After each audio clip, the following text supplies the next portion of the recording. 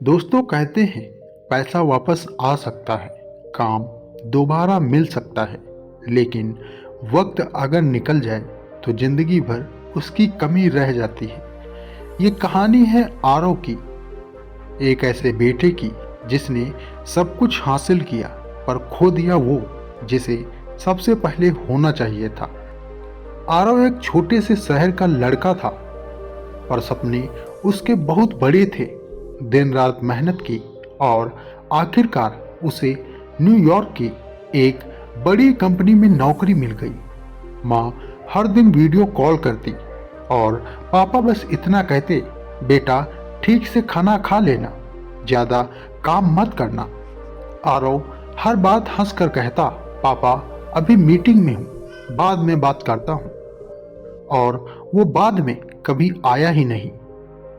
वक्त बीतता गया, आरव एक बड़ा आदमी बन चुका था। अच्छी सैलरी, अच्छा फ्लैट और जल्द ही शादी भी होने वाली थी। जिंदगी बहुत खूबसूरत लग रही थी, लेकिन जिंदगी हमेशा वैसी नहीं रहती जैसी दिखती है। आरव एक शाम ऑफिस में बैठा था, फोन बजा, माँ का कॉल। आरव मुस्कुराया और बोला, हाँ माँ बोलो। लेकिन दूसरी तरफ सन्नाटा था। कुछ सेकंड बाद माँ की टूटी हुई आवाज आई, बेटा तुम्हारे पापा अब इस दुनिया में नहीं रहे। आरव के हाथ कांप गए, आंखों से आंसू निकल पड़े। दुनिया जैसे रुक गई थी। अगले दिन की फ्लाइट से आरव भारत पहुंचा।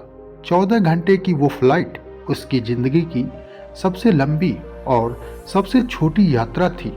लंबी क्योंकि हर मिनट वो एक अपराध बोध था, छोटी क्योंकि अब कुछ बदलने को बचा नहीं था। घर पहुंचा तो चारों तरफ सन्नाटा था। बीच में पापा की फोटो, सामने दीपक जल रहा था। आरव ने आगे बढ़कर फूल रखे और बस फुसफुसाया, पापा बस एक बार कह देते कि टाइम निकल रहा है। पर अब कहने का वक्त ही नहीं था। अंतिम संस्कार हुआ। आरव चुप बैठा रहा, आंखों में पछतावा, दिल में खालीपन। उसे याद आने लगी वो सारे मिस कॉल्स, वो मैसेजेस जिनका जवाब उसने बिजी कहकर टाल दिया था। उस दिन उसे समझ आया, सफलता तो कभी भी मिल जाती है, पर माँ बाप का साथ अगर छूट जाए तो जिंदगी का कोई मतलब नहीं बचता। 2 महीने बाद आरव फिर न्यूयॉर्क लौटा, पर अब उसके दिन की शुरुआत एक नए रीति रिवाज से होती। हर सुबह माँ से एक कॉल, माँ से हंसी मजाक करना, हाल चाल पूछना, यही अब उसका सुकून था। वो कहता, पापा से बात तो नहीं हो सकती, पर माँ से हर दिन मिल लेता हूँ। पैसा फिर आ जाएगा, पर जो पल निकल जाए वो सिर्फ याद बनकर रह जाता है।